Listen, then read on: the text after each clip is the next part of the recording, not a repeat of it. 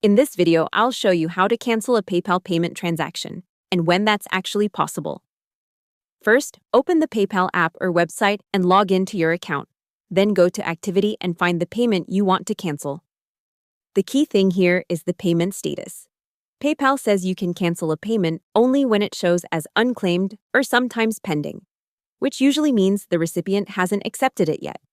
In that case, open the payment and tap or click Cancel. If the payment already shows as completed, PayPal says you usually can't cancel it directly because the money has already reached the other person.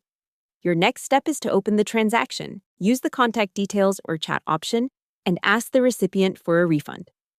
If it was a purchase paid as goods and services and the seller does not help, go to the Resolution Center or open the transaction in the app and tap Report a Problem. PayPal says you can file a dispute there, and if you still can't resolve it, you have 20 days to escalate the dispute to a claim. Also, if you're trying to stop a subscription or automatic payment, that's different. Go to Settings, then Payments, then Automatic Payments or Subscriptions, select the merchant, and choose Stop Paying with PayPal.